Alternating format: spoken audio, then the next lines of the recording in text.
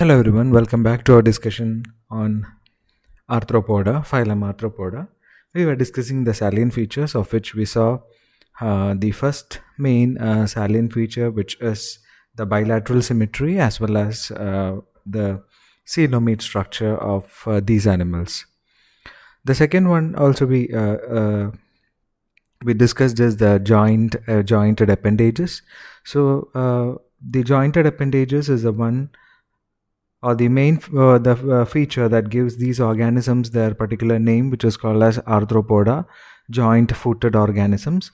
And these jointed appendages, they carry out different, or they have their own specific function. As I said, in the case of this ant, the antenna is also an appendage, and also there are some structures which is usually called as mouth parts, which does the functions of the jaws and teeth. In our case, these animals, they do not have jaws and teeth, and some appendages in them, which is present in the area of the mouth, is modified in such a way that that is used for tearing the animal, for catching the animal, etc.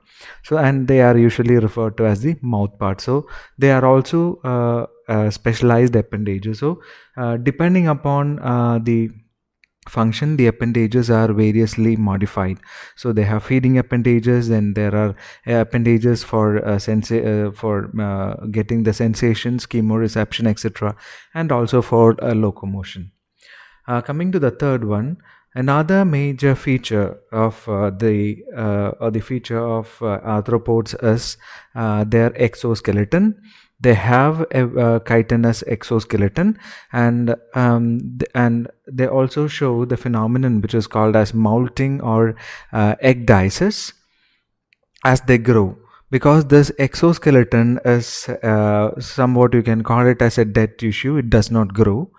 As a result, when the animal grows, or when the animal is growing in the next stage of growing, what happens is this particular exoskeleton is shed off, and a new exoskeleton, as the animal grows, a new exoskeleton at the of the size of the animal will cover the animal's body.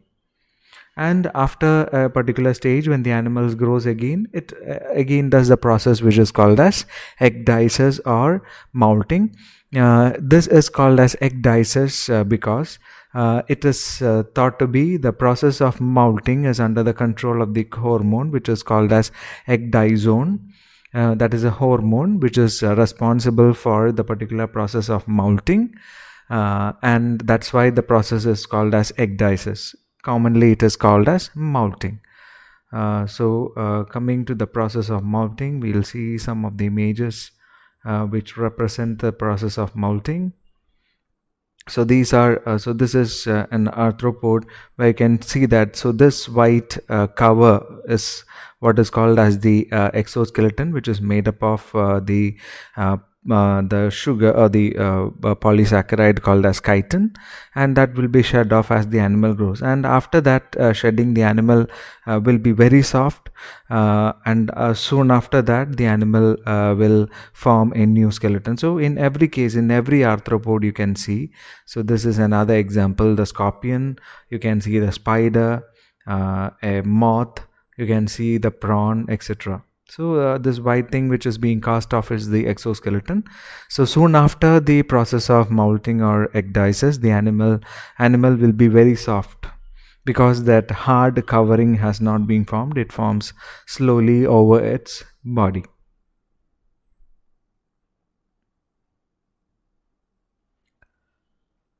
Coming to the fourth one, they have a complete digestive system, in the sense that and the digestive system, it begins with the mouth and it ends in the anus.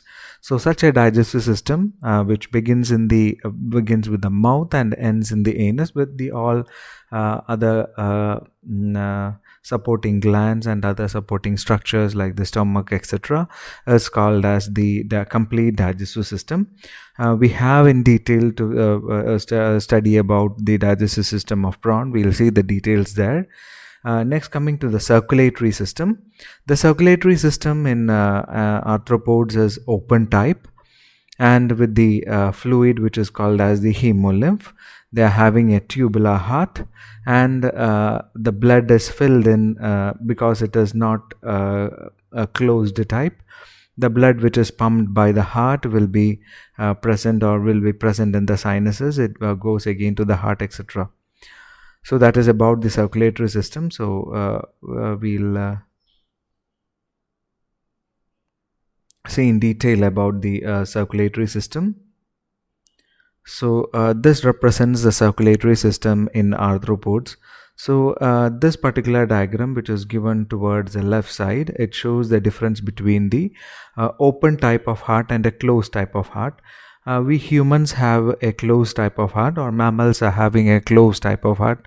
Mainly all the higher animals like fishes, or the almost all the chordates, they're having a closed type of circulatory system. First we'll discuss the closed system. So in a closed system, you have the pumping organ heart. From the heart, the blood is pumped to the arteries. The arteries, when it reaches a particular organ, it forms small capillaries. So consider this as an organ, and when it reaches, and when a particular artery reaches an organ, it will form small capillaries, and those capillaries will be ending in or it will be continuous with the branches of the veins, which are called as venules. And the venules again join to form the major vein, and the major vein returns a blood to the, or deoxygenated blood to the heart. So oxygenated blood moves this way, reaches the arteries. The oxygen will be exchanged for carbon dioxide from the cells of the particular organ. After that exchange, the blood which is rich in carbon dioxide will be moving through the veins or venules to the veins and then back to the heart. So this is the cycle, and that continues from the heart. It moves to the lungs for oxygenation, bring back the blood, comes back to the heart. From the heart, it again pumps to different organs. So that is what is called as a closed system. So as you see in this diagram, you will be knowing why this is called as a closed system. It is called as closed because blood is never leaving this particular pathway. Okay, unless your body comes through with some sort of injury, blood never leaves, or blood is never being leaked from this particular system. Blood is always contained in this particular system, from the heart to arteries, then to veins, then back to the heart to the lungs, from lungs. So that cycle is continuing without any rupture, or the blood does not comes out at any point of time unless there is an injury. Coming to the open type of circulatory system, what we are going to see in the case of arthropods, you can see that they are also having a heart, which is a pumping organ. From the heart, the blood moves through the so-called structures called as arteries. There is no well-defined arteries or veins, because you can call it as just vessels. So from the heart, these vessels take the blood, and you can see that the blood is moving to the body cavity. So there are blood-filled spaces in their body, as you see in this particular diagram. So this is the tubular heart in this particular insect. What I'm going through, or what how the laser is moving, this one is the tubular heart as we represent, and you can see that blood will be pumped through the heart in this particular manner. And what happens is the blood from here, there are many spaces. So you can see the alimentary canal moving like this, and surrounding the alimentary canal there are many spaces, and these blood filled spaces, or these spaces will be filled with the particular blood of arthropods. You cannot actually compare it with the blood of higher animals, because in arthropods they do not have the function of transporting the respiratory gases. That is a major difference between the closed system which you see here and see in mammals or higher animals, and that of arthropods. Here the hemolymph, the so-called blood of arthropods, they do not carry circulatory or not circulatory, respiratory structures, or that is not a respiratory fluid. Respiratory gases are not dissolved in the hemolymph in the case of arthropods. So here, that particular process of respiration is done by Malpighian tubules, etc. Sorry, not the Malpighian tubules, the book lungs, or the other structures. And coming to this particular hemolymph, as I said, these hemolymph will be filled in spaces inside its body, which is called as sinuses. So there is a space here just beneath the tubular heart. Hemolymph will be filled in this particular area, and also beneath the alimentary canal there are large spaces which are called as sinuses, and you can see just arrows are jumping. So blood which is coming from this particular area, it is moving back to the heart. You can see how it is moving. So in this heart there are many pores which are called as ostia. So it is through these ostia or the structures the blood is being pumped in this particular circulatory system. So now we'll go on to a short video which represents the circulatory system, how it works in arthropods.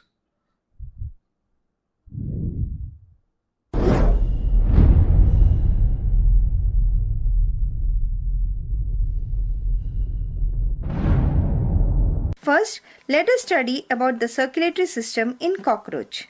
The circulatory system in cockroach is open type without blood vessels, and blood flows in spaces called sinuses in. So as I said, you can see the sinuses like this. So there is a sinuses. So here in cockroach, they are having the tubular heart in this particular position. So beneath the tubular heart, there is a space, and also surrounding the alimentary canal. Also, this is the large sinus, as a diagrammatic representation of the large sinus, which is seen surrounding the alimentary canal. In the body cavity. The circulatory system in cockroach consists of blood, heart, sinuses, and alimentary muscles.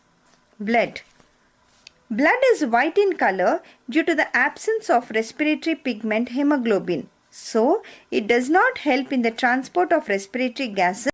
Actually, you can say it as colorless. It is not white in color. It is a colorless fluid. Hemolymph in this particular insects, it is colorless. But it transports all the nutrients to all the organs of the body, and as well as it collects waste material from organs and supplies it to the excretory organs called Malpighian tubules. Sinuses. The body cavity of cockroach is divided into 3 chambers or sinuses. The dorsal sinus is also called as the pericardial sinus. Heart is present in the pericardial sinus. The middle sinus consists of visceral organs, hence is called as a perivisceral sinus. So here what they say it as sinus is nothing but a cavity. So here the heart lies in a cavity which is called as pericardial sinus. The the visceral organs are in a cavity which is called as a perivisceral sinus, and below this also there is a small space which is called as a perineural sinus, because they are having a ventral nerve cord. The nerve cord is ventral. So this is the circulatory system, the heart. There is a nerve cord like our brain and the spinal cord. We are having something which is called as a dorsal nerve cord. Our nerve cord is dorsal because it is on our back. From our head, the spinal cord is moving through our back, which is the dorsal side. We are having a dorsal nerve cord, but for invertebrates, they are having a ventral nerve cord. So here you are having the nerve cord will move or will be seen in this particular area. That's why this sinus is called as the perineural sinus. And The ventral sinus surrounds the ventral nerve cord, hence it is called as perineural sinus.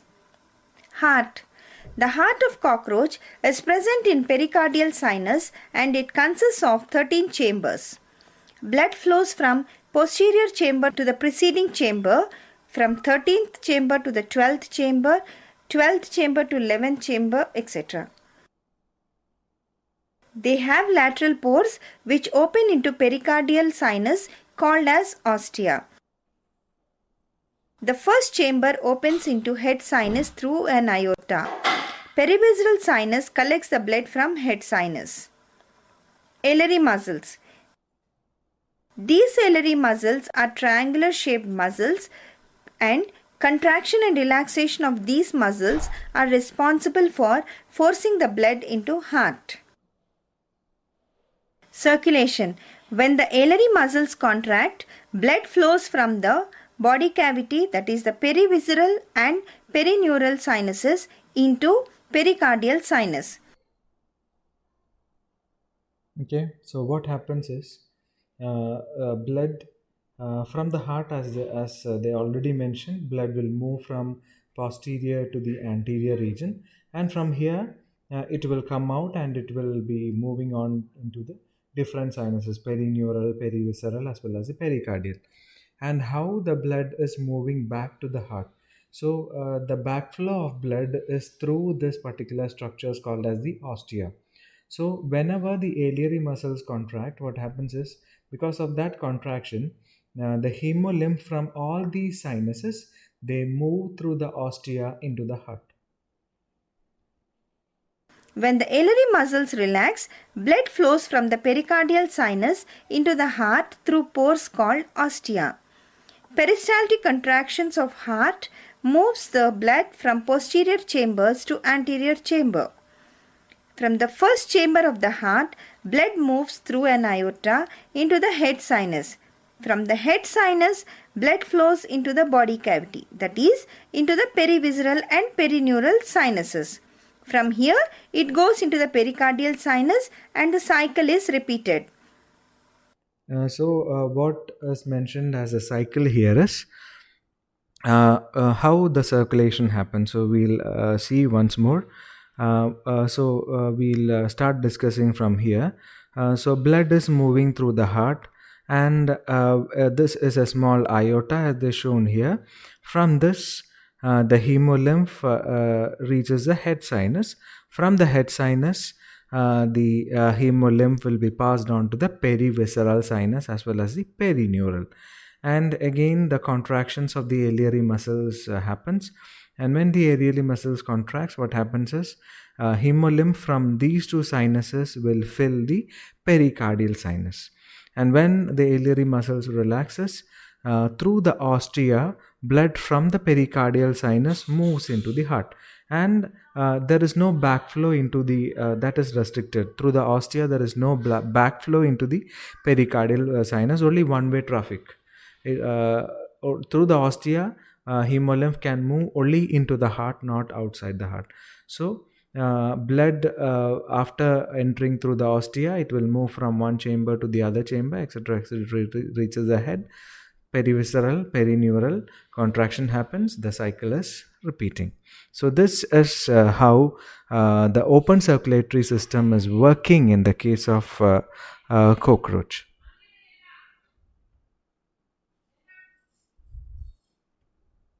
In cockroach, blood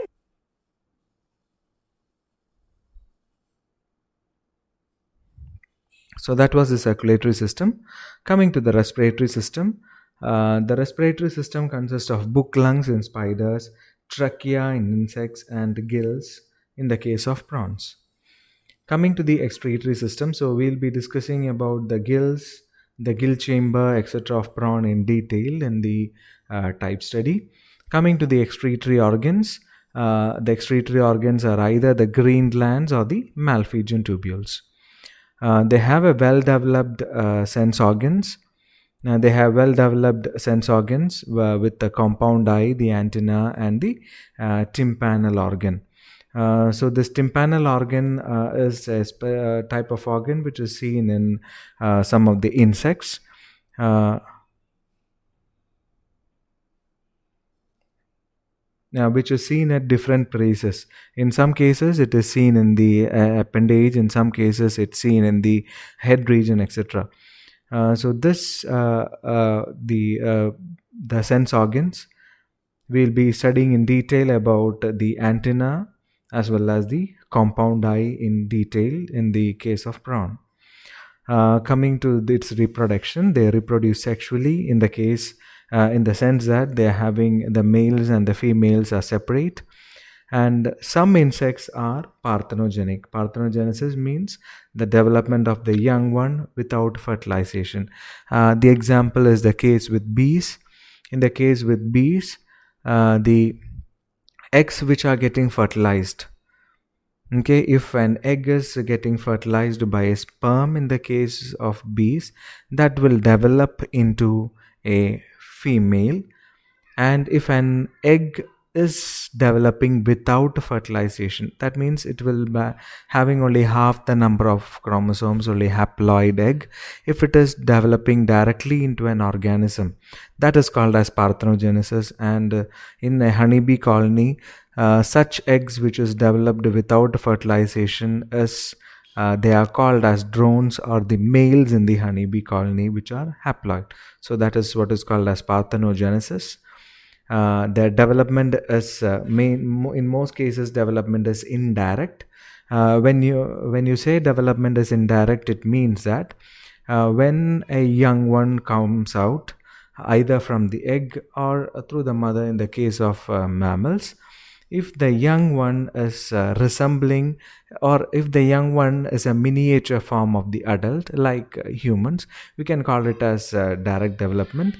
But if in the cases of insects, you can see that the young ones which hatches from the egg does not resemble the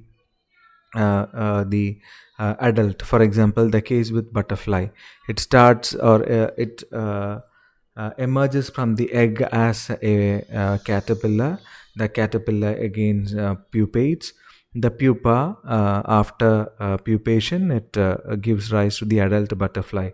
If you compare the butterfly and the caterpillar, they are entirely different. So such type of development is usually considered to be indirect development, and the different stages in the indirect development is usually called as larval stages. And each larval stage, until it reaches the adult structure, it undergoes a process called as metamorphosis. So at each stage of metamorphosis, the process called as molting is happening.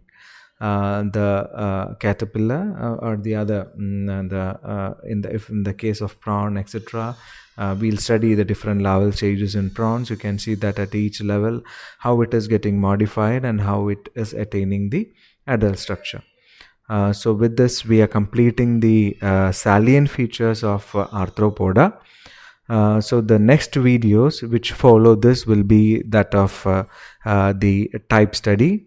So we will be discussing each system in detail, and that too of the prawn. So the type study will begin with the external, describing the external features, the exoskeleton, etc., which will be followed by the study of the different appendages. After morphology, we'll move on to the anatomy, which starts with the digestive system and different type of systems, etc. Thanks for hearing.